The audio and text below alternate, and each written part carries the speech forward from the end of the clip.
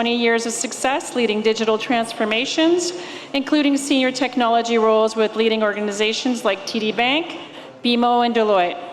At BMO, Claudette served as Chief Information Officer, Enterprise Technology, Employee Experience, and at TD, she was the Global Executive Officer for Protect, Fusion, and Cyber Experience.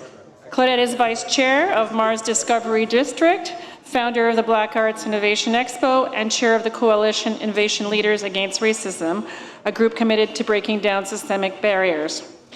Jonathan Hausman, who will be our second speaker, oversees the global investment strategy, sustainable investing, government and public affairs, and marketing and communication teams. These teams act as a strategy and stakeholder relations center of expertise by advancing the plan's understanding of strategic and responses to critical themes and cultivating its relationships across a wide range of stakeholders. Previously, he was the head of alternative investments and global tactical asset allocation, where he was responsible for the fund's global hedge fund portfolio, as well as its internal global macro and systemic trading strategies. Prior to joining OTPP, Jonathan was executive director at Goldman Sachs, where he managed sovereign risk strategy and advised governments in his New York, Hong Kong, and London offices.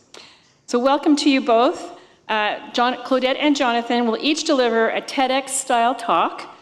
First Claudette, and then Jonathan, and then we'll all reconvene on stage for a Q&A, which I will moderate. So Claudette, welcome.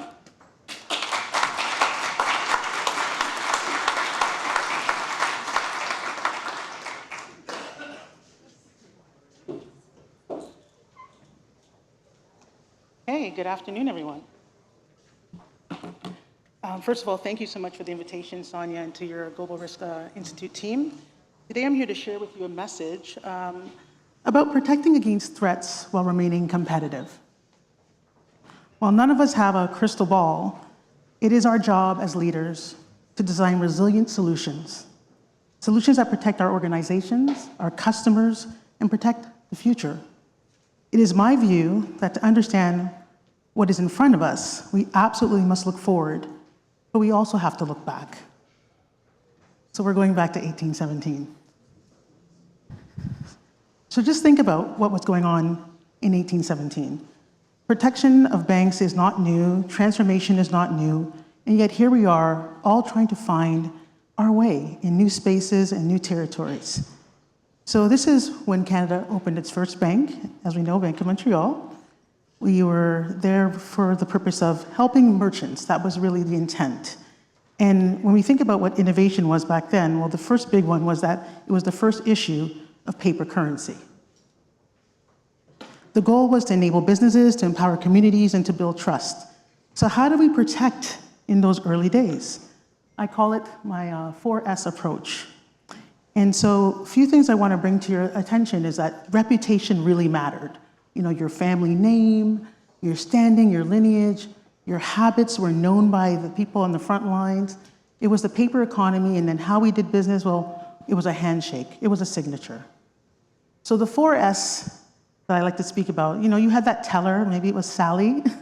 You had signatures, you had safes, and you had security. Well, what worked yesterday no longer is going to work today or tomorrow.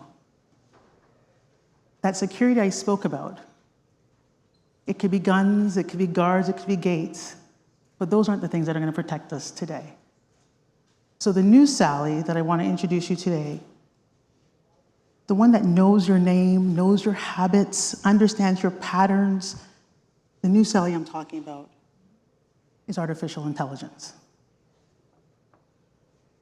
Let's think about what this means. In addition to having someone like Sally, you will know where to go, what to do. Think about your patterns, the habits. That's what we're getting from AI today. And there are some challenges and there are some trends that I want to highlight today. So when we think about Gen I and machine learning, that customer service, you know, that chatbot, that interaction, these things are happening through AI. The regulatory compliance, the monitoring of detecting things around fraud, this is happening through AI.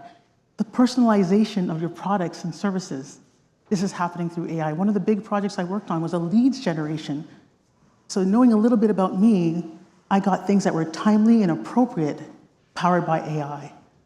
But there also are risks related to this. And so we're thinking about things like, when we're thinking about malware, how does it get to your desk? How does it get to your inbox?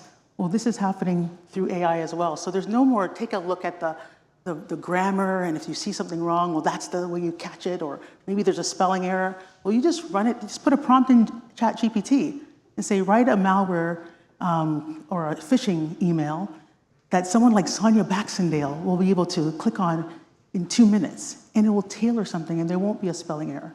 So those old rules that we used to tell people to do, they don't apply anymore. And more data sometimes means more problems. So how are we managing it? How are we making sure that it's private? And then, of course, you've got biases. You've got algorithms that are based on where you are, genetic code, area code. Who gets what? We have to understand what are in those models. And then, of course, we cannot have an over-reliance on these models. There has to be some form of human checks.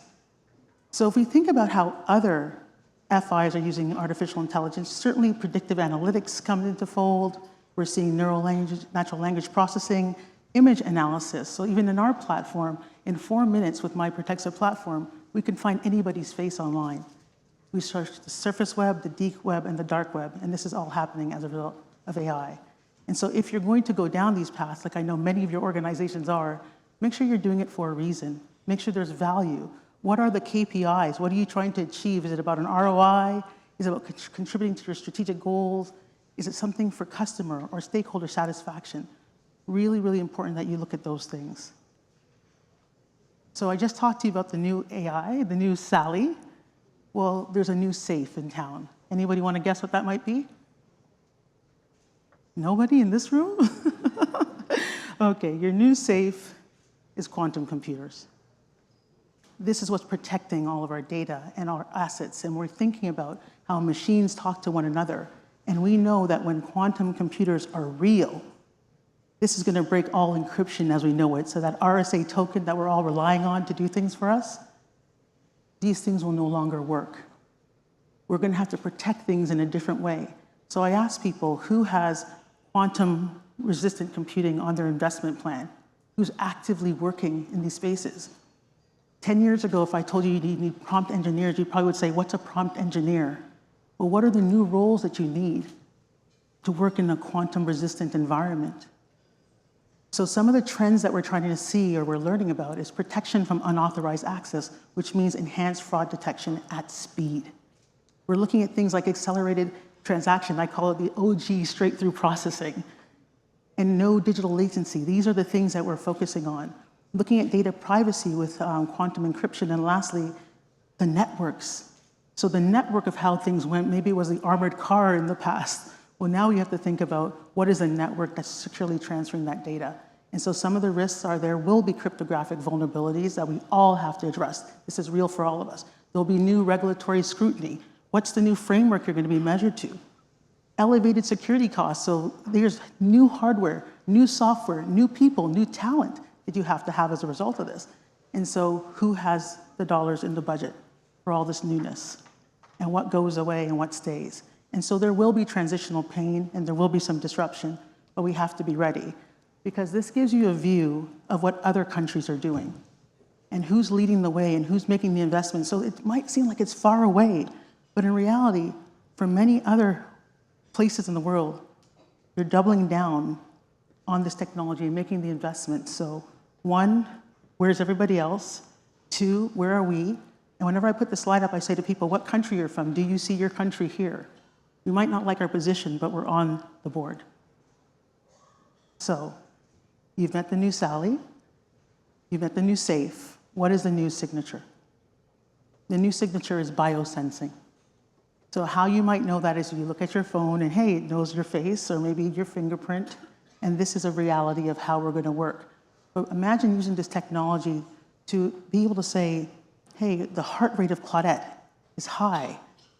So what products, what services do we offer her? Or there's something that's going on in the retina, or the way her hand is moving. Maybe it's her, maybe it's not her. But using these biomarkers are really important as we think about how we authenticate how we do business with our customers, what's available. So some of the things that I want you to think about is a biosensing KYC. Okay, a little bit louder, yeah. A biosensing KYC, so know your customer. So imagine remotely I can be somewhere and you have these markers around me that they can prove who I am, and I don't have to go physically. Or perhaps biometric authentication for a payment, wearables that we use today, and then lastly, fraud detection based on your biometrics. There was a tool that I saw the other day called Typing DNA, and based on how you type and the flow of how you type, it knows if it's you or not. So even if you didn't have the words, or someone got your password, but the way the pressure, the flow, the cadence is not the same, it'll be clear that it's not you. And so the risks around this stuff, it seems really great and fun and exciting and cool, but what about the privacy? And where is the data being held? And who has access to it? What are the things around cyber attacks? Now that you've got all my biometric information, well, what are you going to do with it? How are you protecting it? And then, of course, the regulatory compliance comes into play. And then, yes, there will be engineering and implementation costs to bring this to reality. So some things that we know about, we do it all the time, the fingers, perhaps the face.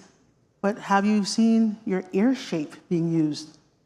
Well, this is a thing, looking at the shape of your ear, or your retina scan, or again, just anything around fingerprint recognition. This is being built into systems. I spent this morning at the Elevate conference where there's a bunch of technologists. This is not far out there. There are people, I listened to 100 pitches, that are building solutions like this today. And they have customers. So let's wrap up with the new security. I'm not saying get rid of your guns or your guards, but what I am saying is you need more. And that revolver there that you see, that was actually issued to bank managers at Bank of Montreal in Regina. This is how we used to protect things. This is how we'll protect it going forward. Data is the new currency, and you must keep the data protected. That is how you build the trust. So we are thinking about tools, and when I was in banking actively, we were using tools to look for threats. So if something happened in Singapore, we'd look at what happened and apply that to our environment. When something happens to another country, another company, another colleague, and you go, wow, sucks to be them, it could be you tomorrow. So you have to look at those indicators of compromise. What happened? How did it happen? And what are you going to do to make sure it doesn't happen to you? Yes, we want to all go to the cloud. There's a race to the cloud. There was a time when I was in banking where cloud was a bad word. Now it's a great word, right? We all want to be on the cloud. But make sure you do it in a secure way, because we have notable examples in banking where it wasn't done right, and there were significant fines, and there was a loss of trust with customers. This zero trust mindset, I was in this industry long enough to know that we just say, just give everybody access to everything. It's so much easier to provision as an administrator. But if you give everybody access to everything, that creates more potential roles and opportunities for failure, more for infiltration. So we have to balance innovation with infiltration and make sure that we're not rushing to do things without doing it in a smart, calculated way. So zero trust is around not giving everybody access to everything, just giving you what you need. And then lastly, the personalization of cybersecurity, being able to give you your own, just like you get your own medical report, you get your own credit report, well, now you can get your own cyber hygiene report. How am I doing? What do I need to do? Where is my face online? Where's my credit card online? Where's my favorite password online? I know you all have many passwords, I'm sure. You don't just use one, correct? Yes? Yes? Okay. And then on the risk side, we're looking at AI-powered ransomware attacks. There are places that you can dial into and get ransomware as a service. You don't have to be an expert, you just have to have a credit card. And so making sure that what are you doing to prevent yourself from being attacked, looking at things like patching your systems, training your people. The thing we were most concerned about is supply chain attacks. We believe we've done almost everything you could possibly do. But what about all of our partners? So doing those third-party risk assessments are really, really powerful. And then the last two things I want to highlight is around social engineering and IoT. The smart vacuum, the smart speaker, the smart doorbell. All these things, we have more connected devices than we have connected people. And those things need to be patched and secured just like the devices as well too. I was speaking to someone the other day and they said, I bought a smart washing machine. I said, what does it do? And they said, I don't know. Then why is it on the network? Go home, I want you to check everything that's on your network. Everybody who came by and say, hey uncle, hey auntie, can I get the Wi-Fi password? Did you ever take them off the Wi-Fi? There's the things we do at home and the things we do at work, and there's a direct connection to the risk that we bring into the workplace. Cyber hygiene, cyber habits really matter. Some 4 key findings from Verizon. I'll really touch on the first thing because I want this to be really clear to all of you. 85% of the time, I think the number is closer to 90%, when you hear of a cyber attack, it happens to a person. Somebody who's social engineer. Sally clicked on a link, Bob plugged in a USB, found in the bathroom, want to see what's on the USB, the malware attack starts right there. And 61% of the breaches involve credentials. So the cyber criminals just don't want to breach you, they want to be you. There was a time when they'd come in, grab what they want, and leave.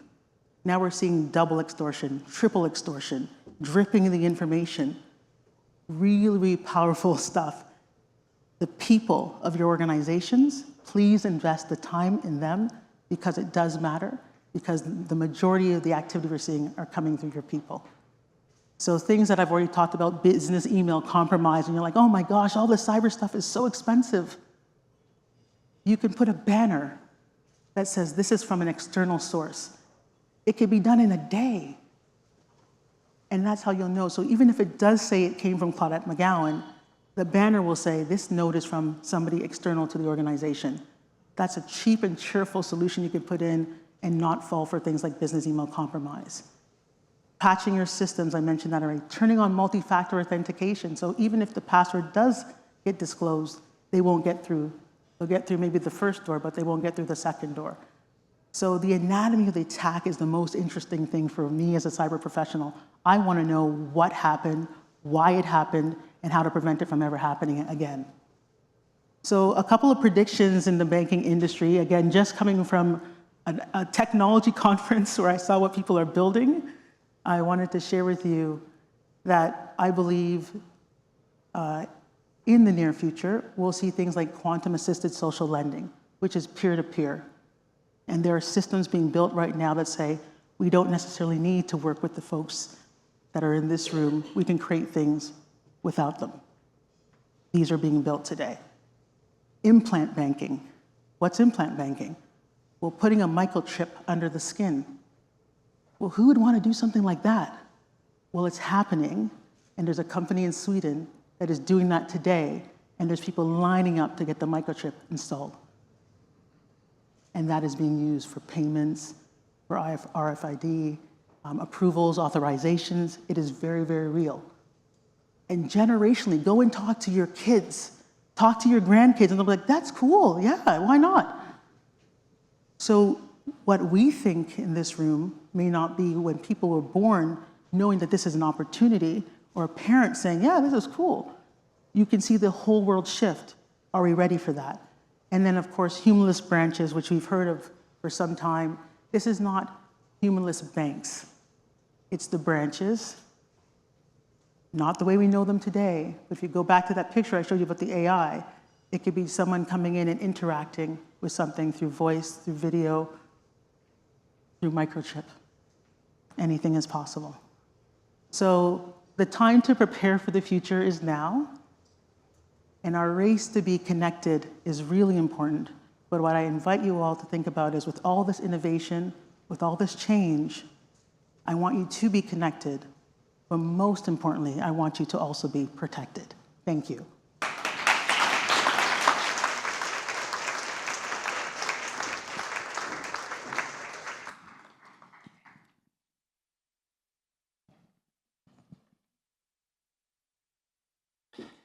Good afternoon. It's a pleasure to be back here at the GRI Annual Summit. About 5 years ago, in a previous appearance, I first spoke to this forum about the changes to the global paradigm which we were facing as Canadian investors, lenders, and insurers.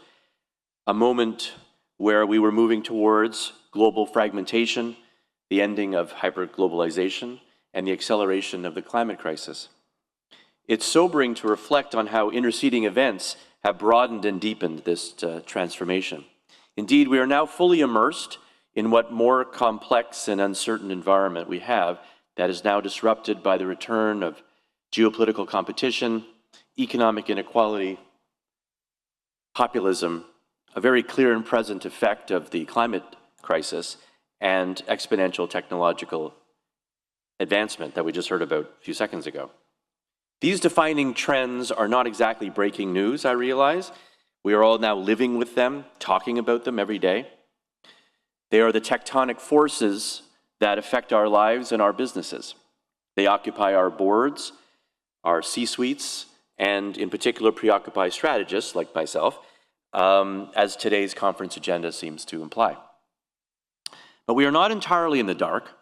Amidst the pervading uncertainty, and we can distinguish and understand the features and contours of this new paradigm, which can anchor our strategic responses and our risk management efforts. In that spirit, I would like today to explore what I believe is a core dynamic that drives so much of the deglobalization and geopolitical change I talked about, that we as investors and business people must grasp. We now live in a new global political economy. As you might remember from your Econ 101 classes, political economy is the progenitor of modern economic science. As the name suggests, the field recognizes an underlying truth uncaptured by our mathematical models, that markets are uniquely shaped by politics, or more to the point, all economic phenomena are a function of political decision.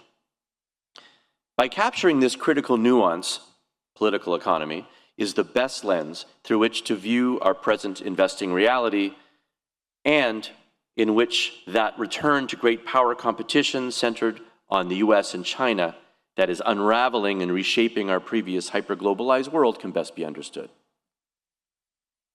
But actually, this is merely a return to the historical norm, where commerce has almost always been treated as a strategic instrument for nation states. And that instrument is being wielded in a battle between Washington and Beijing for innovation dominance. This battle over emerging technologies like AI, quantum, biotech, renewable energy, etc., and the power that they afford is reshaping trade and investment flows, a shift from which no country or no firm can be fully insulated.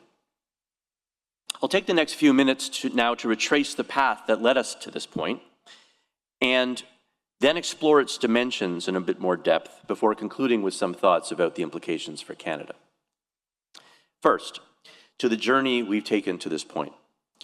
Many of you in this room today came of age in what Thomas Friedman famously called the flat world. This was the post-Cold War era of hyperglobalization in which the Washington consensus prevailed. Yes, there were crises, there were recessions, but the solutions were all part of a global consensus. I'm reminded of that universalism when I think back to my time as an investment banker, as Craig Broderick will remember. We advised country after country on their financial strategies and credit ratings. China, Italy, South Africa, Brazil, the Philippines, and yes, Craig, we used the same pitch book for all of them. Of course, it's well recognized by now that these halcyon days for investors and multinationals did not arise in a vacuum. They depended on economic conditions historically unique in their apolitical character. This was the world of American unipolarity, or the Pax Americana, where US military, economic, and technological dominance underwrote a rules-based order free of great power conflict, with open markets, free movement of capital, a common set of enforceable trade and investment rules, and a stable reserve currency. And in the wake of the Cold War, absent geopolitical competitors or ideological alternatives, this America-led order was truly global. It was the much hyped and now overquoted end of history. We're now clearly on the off-ramp, if not past the terminal point of Pax Americana. To be clear, it's not like the US is facing absolute decline. It still fields the most powerful military, dominates global finance, leads technologically across most industries, and is now novelly energy independent, Nevertheless, the US-led architecture has receded. Many Americans distrust the mutual benefits of trade and favor more America-first policies. The wars in Iraq and Afghanistan still cast their long shadow over public memory and restrain foreign policy. And the position of the United States dollar, while still unquestioned, is under greater stress from accumulated debt levels, sanctions evasion, and the intra-emerging market trade that is increasingly settled in other currencies. Amid these accumulating pressures on US leadership, the global order is fragmenting. Effective multilateralism is fading away. Protectionism and mercantilist policies are on the rise as policymakers leverage the powers of the state to boost domestic production. And above all, these divisions are driven by and are most pronounced around the deepening geopolitical rivalry between the US and China. Now, analysts and pundits have written a great deal about the US-China relationship. They speak to the theories of great power transition, the Thucydides trap, and point to some distressing historical precedents of the pre-1914 era.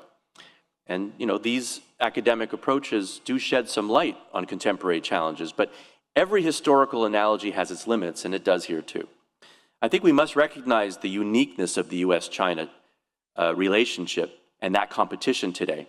It's occurring in the context of unprecedented global interconnectivity and unparalleled technological change. This leads me to my second point, the character of this new battle for technological leadership. The US and China are competing in a new digital age, where data and the infrastructure required to leverage it underpin innovation in almost every industry. But the story of computer hardware is one where the innovation war is raging at an especially feverish pitch.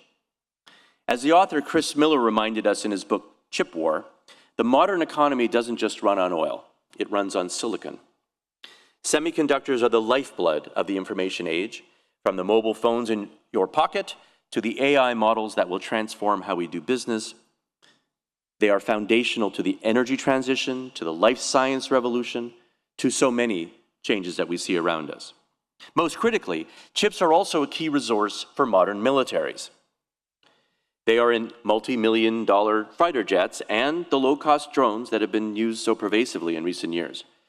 And the AI applications that these chips underpin are producing offensive capabilities that can change the game in a battlefield in a very short time. It's not surprising then that both the US and China prioritize the advancement and supply of semiconductors as a geopolitical linchpin and place so much largesse and policy focus on developing AI capabilities. And they also try to hobble each other. The US places restrictions on what class of chips and related technology is sold to China and lobbies its global partners like ASML to join the blockade.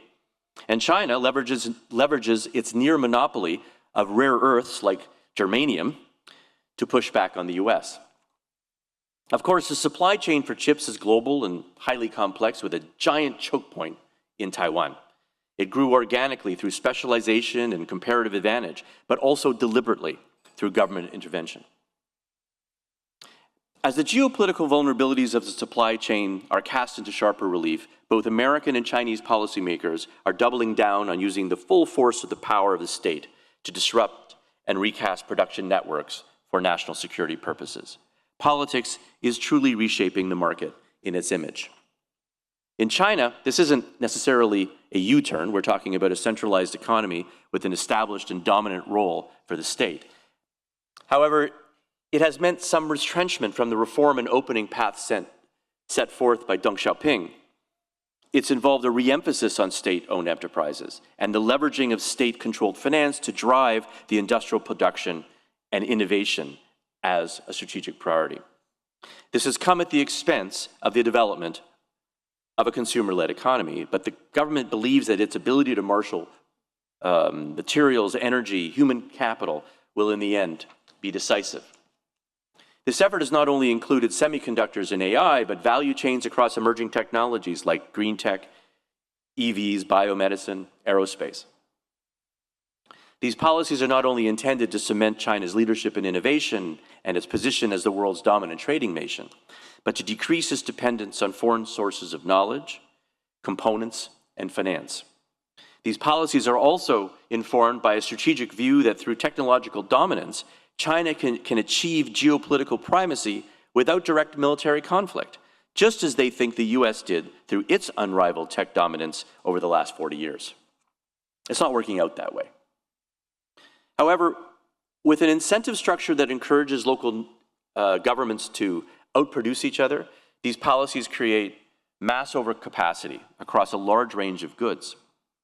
The challenge is that reforms that would rebalance the economy in favor of consumption would undermine state control, and that is an unacceptable option for the CCP. Over the long term, this means that global economic bifurcation could be inevitable, as China will have a great difficulty changing course. More immediately, the result is a global supply glut that has sparked escalation with Chinese trade partners. First it was steel, then it was solar panels, and now it's electric vehicles. Just think, in less than 5 years, China has surpassed the US, Germany, and Japan to be the world's top exporter of autos. In the US, the shift to a new political economy has been, frankly, more dramatic in relative terms than in China. The Trump administration had initiated this policy shift, but it has only been accelerated under the Biden administration, and it will continue regardless of who wins the election in November. Washington has combined tariffs, financial restrictions, export and investment controls, and mass subsidization to powerful effect. For Washington, this policy formula and its bifurcating effects are inevitable because they are seen as the only way to maintain primacy in a technology-driven world. Not too dissimilar from the Chinese approach, the shift to mercantilist policies have sought to preserve American leadership across semiconductors and other cutting-edge technologies, while reducing US supply chain vulnerability. 3 acts of Congress alone, the CHIPS Act, the IRA, and the bilateral infrastructure deal, promised trillions in spending to boost domestic capacity. And by comparison, even while adjusting for inflation, this sum is multiples more than the US spent on the Marshall Plan to help rebuild Europe after the Second World War. Beyond domestic policy, Washington is also seeking to leverage its relationship and its leadership of the dwindling global system to enhance its political economy. This has included the renegotiation of trade agreements like the USMCA to encourage friendshoring and the regionalization of high-value industries in concert with American alliances. It's also meant to be linking civilian innovation with defense, just as the whole of society strategic partnership called the AUKUS very well does. These policies are imposing costs, both on American consumers and on other countries. Notably, the EU is compelled to adopt a similar approach, whether they can afford it or not, so that they can maintain their own competitiveness. And middle powers are pulled towards one or another of the innovation ecosystems as their policy options narrow. So to be blunt, if countries want to get ahead, they will increasingly have to choose which partner they want. Of course, there will be those that will try to play both sides of the street, and many countries are doing just that today. But over time, there will be less room for maneuver as economic linkages become more politicized. The effect is a spiral into a new equilibrium, which may be more expensive and less efficient, but aligns with the geopolitical incentives for Washington and Beijing to seek dominance of the innovation economy. This leads me to my concluding point, the implications of this new equilibrium for Canada. Where politics fragments and reorders the global economy, difficult choices are required. While larger countries might use their size and non-alignment to better transact in the new environment, our smaller scale and our position in the US orbit are constraints, but also significant opportunities. For Canada, it will require us to refocus on core advantages while foregoing an a la carte approach to the world. In the words of a recent report from the Public Policy Forum, the new political economy will demand a real effort to matter more for our allies and partners globally, but above all, for the United States.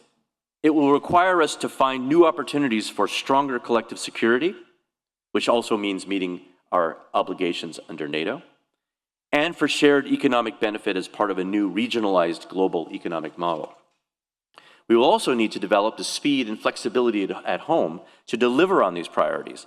For example, we can focus our resources to better monitor, patrol, and safeguard the Arctic, working in tandem with Indigenous peoples. Leverage our strength in mining as a supplier of critical minerals, and develop our existing advantage in nuclear energy to support decarbonization while satisfying the growing energy demand, especially given the advent of generative AI. We can also better integrate our academic and research excellence with the US technology ecosystem to create a truly North American AI economy.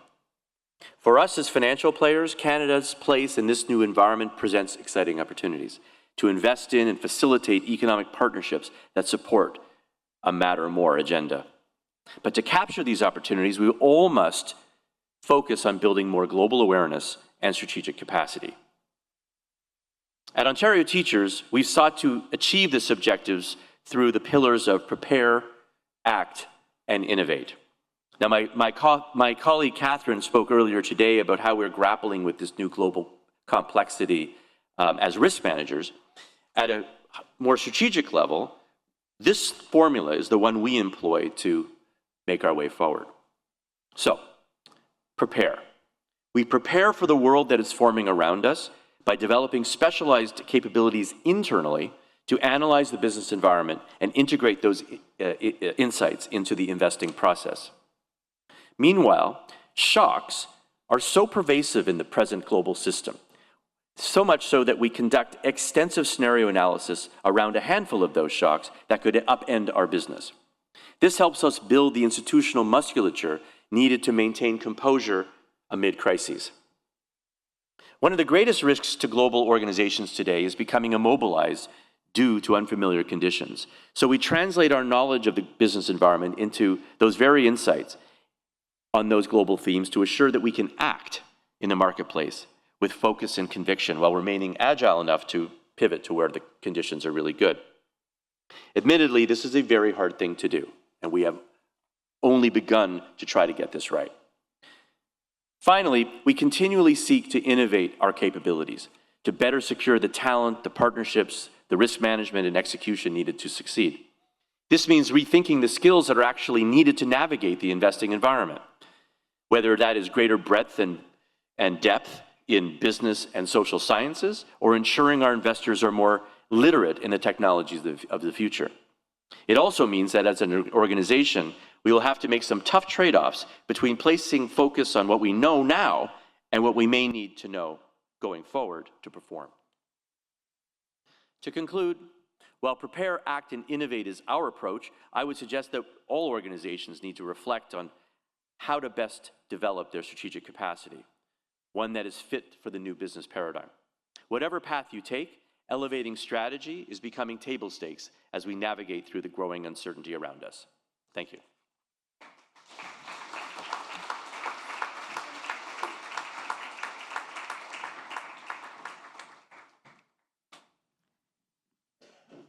Wow. I can see that. I can hear the whole audience go through that. I think you were able to weave together many of the themes that we had today and look at, what are the big risks that we're all dealing with and what's going on across the globe and with the global political economy, as you say, we are all affected by it. So I think that you did start diving into the FIs and how we monitor and what they should be monitoring. I mean, there's so much out there. But is the term of looking at all these crises intersecting together, is it creating an environment where people are hesitant to move forward? Is it creating an environment, and I'm going to get to you in a second, something that we can look at as being a way to look forward? I like the way you simply put it, prepare, act, and innovate. It makes it simple to deal with all of these crises. But what do you think is one of the things that companies and risk managers really need to think about next? Well, I think I'm not sure. My mic? Yours should be your mic. Sorry. I think Claudette's mic's not working very well. I understand. My feeling about this is that the organizational design and organizational culture is becoming much more important than the specialized knowledge. So in periods of stability. You could argue that what I described as this period of hyperglobalization was a period that was a bit more predictable and more stable. Organizational theory argues that your organization becomes more and more decentralized and more precise in the things it does to wring out the advantages of breadth. And in periods of uncertainty, organizations have to achieve a better balance between top-down and bottom-up, because it's the top-down awareness that needs to be driven through the organization that ultimately is the difference between sort of driving at speed into a brick wall and avoiding it. And so that's really, I think, what the main message is that we have to adjust the organizations for the period or the environment we're in. And I think in this case, it really puts the premium on three things. Prepare, act, innovate, obviously, but just to be a bit more precise, it really puts a real premium on awareness. It puts a real premium on experimentation and a real premium on curiosity, because nobody's really sure where the really thick veins of ore are going forward in terms as an investor. And so you have to act with conviction, but also be able to unwind that conviction and change it to another. And that's a very challenging thing for organizations. So I'm going to just pick on the awareness. How do you accomplish that in an environment where you've got thousands of employees working for you? Some of them have knowledge in different areas. Like, is it something that you've got a program internally, some ideas that maybe people could learn from on how you impart all this knowledge to the organization? So one of the good things about the world of seemingly unending information and the increasing capacity to pull it together that Claudette described is that there is a lot of information, and there are machines now available that democratize that information quite nicely. Now, it has malign effects, obviously, but it also has really positive effects. So it is much easier to be sitting in Toronto, Calgary, or anywhere, really, in a C-suite or in any particular managerial role, and actually gain a much greater sense of what is around you than ever before. So we need to use the technology. That's the first point. The second point is there are people who exist in our midst who actually spend a lot of time thinking about this, but they have, generally speaking, not been part of corporate structures in the past. So I think I alluded to the fact that I think that a greater breadth of training and skilling among new entrants to companies will create the managers of the future. And so I'm a great believer in the multidisciplinary. I'm a great believer that business is really a combination of the technical as well as the political. And if they don't today, if we are not really working towards that, we will have blind spots, and blind spots lead to goose eggs. So Claudette, coming at your lens of this spectrum, how do we keep ourselves away from potentially getting information or spreading information that, you know, has been, especially when you think about AI and you could say, like, you know, hallucinations or whatever. How do you stop information from getting to people in the organization that might have been created that's not the information you wanted them to get in the first place? Because that is a risk that you have to think about if you're actually going to rely on that. So what's your thought on that? And we'll talk about some of the other big risks that you presented. Yeah, thanks for the question. I think the first thing is having processes in the organization to say, like, how does information get disseminated? What are the ways that you can have that validation, you know, the cleansing of the data, making sure that, of course, it is coming from a real source. Like, whenever you think back to when you're in university, you have to cite the source. Where does it actually come from?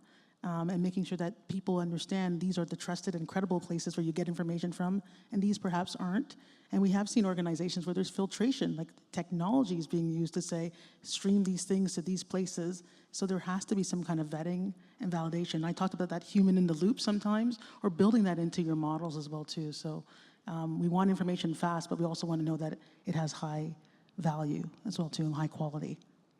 Can you comment also on the combination of our world adopting AI and then quantum computers coming online and some of the risks that poses? Because we didn't touch that deeply, but I think it's something we should touch on, because It is something that's going to touch to a question I'm going to ask Jonathan after. Yeah, I think that's why I asked honestly, is it in your business plan? Is it in your investment plan? And I know that if it's not there, then you're not taking it serious. These are real issues, and we are seeing threat actors innovate. They have deep pockets, and they're able to do things in a fast way. They don't necessarily have the policies and some of the things that will slow us down. So you have to have, almost I've seen companies working bimodal, where there's one area and they're really focused on tackling the tough issues, and they're more in the change and transformation space, and then you've got more of the run and the operate space. But you have to be working at both clicks, because if you're not, you're going to miss a lot.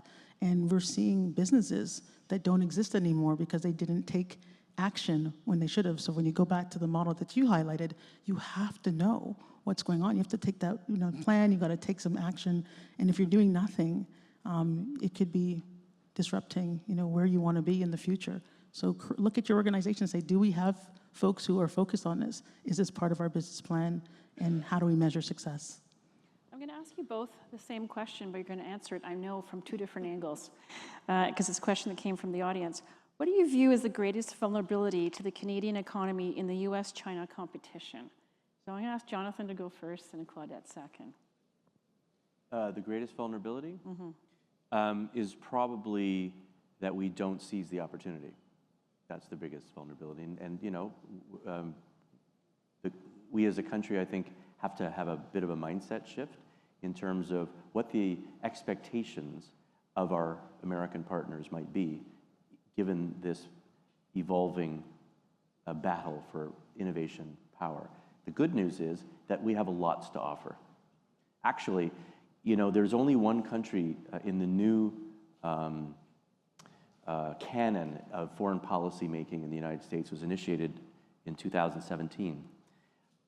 That Canada is the only essential ally to the United States. There are lots of strategic allies, but we're the only essential ally. And the reason we're an essential ally is because we have about 50% of the stuff they need to make good on this battle.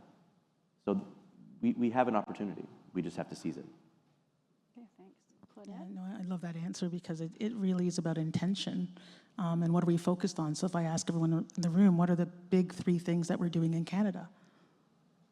What are the three things we're going after? I think we'd have many, many different answers. So I think having a strategy that everybody knows, a strategy that everybody wants to see come to light, and to execute it with precision.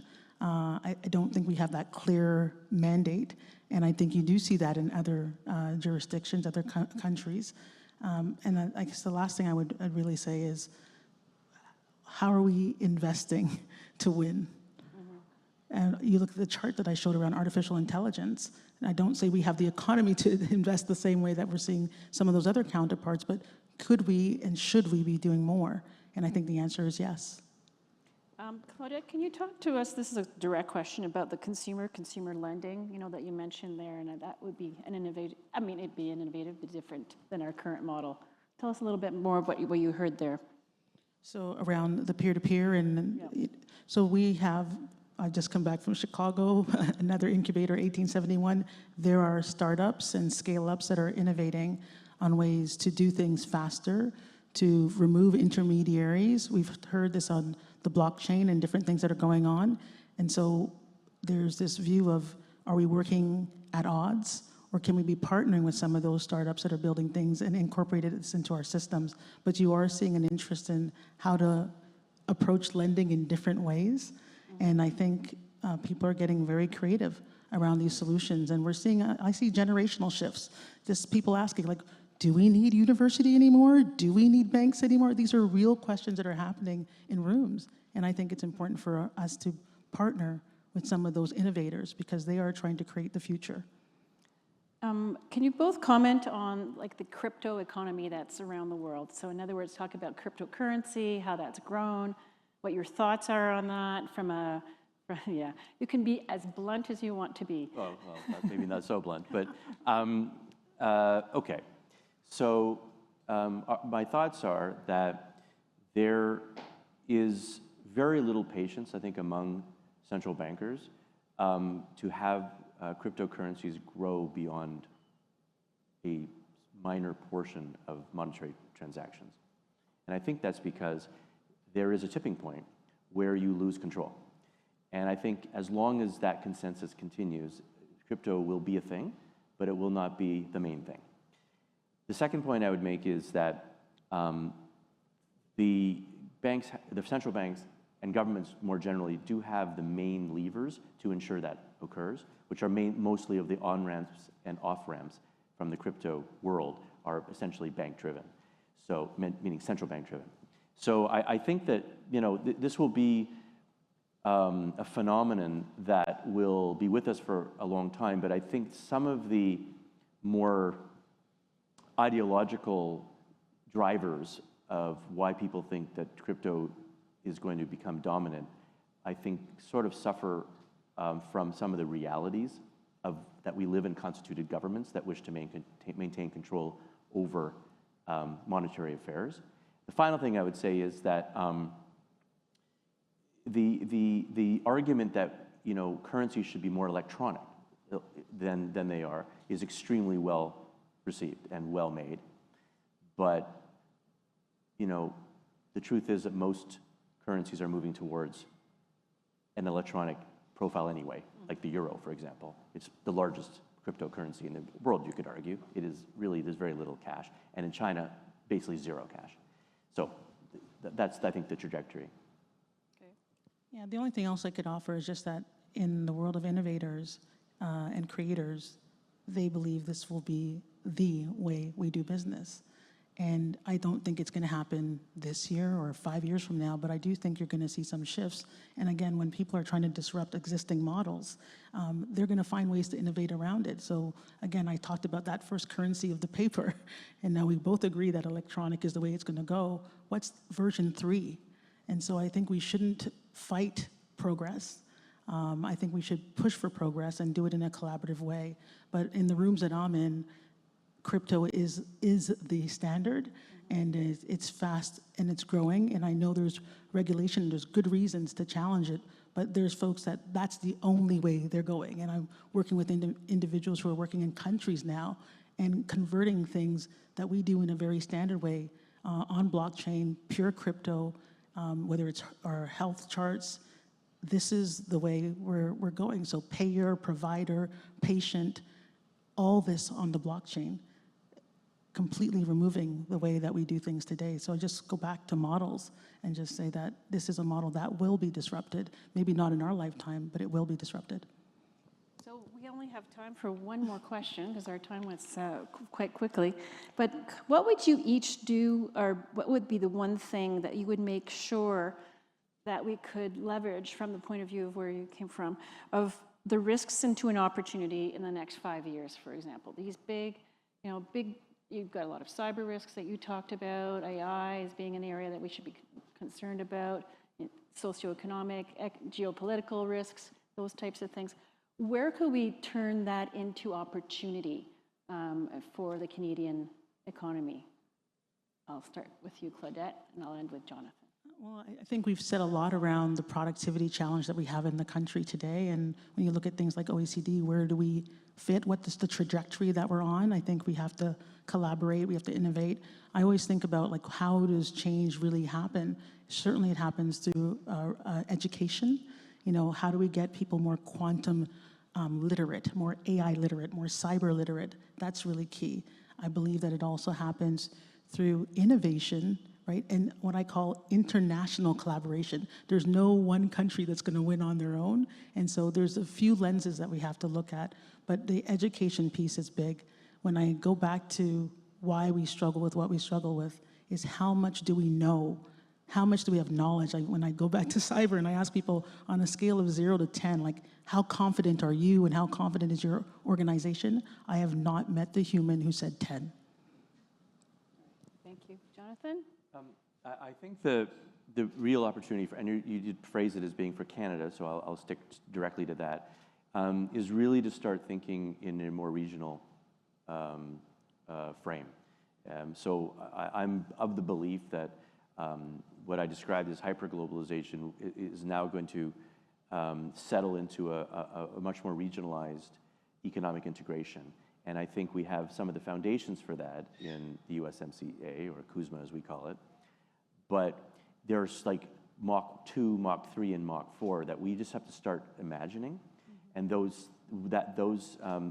different iterations would integrate things like the AI economy and what is needed for that economy. And this will, in my view, is going to be largely driven by the needful direction of US interests, because that is ultimately the way forward to maintain what they would view as a balance in the global system. So for Canada, that's about really things that are pretty nuts and bolts for Canadians. This is about energy. This is about minerals. But it's also about what's in here. And so I think we have to just start to think in that frame. And I think for Canada, that's a very bright future, brighter than most countries, I would say. Great, thank you very much. Thanks to both of you for sharing your big ideas, both perspectives, and thank you very much.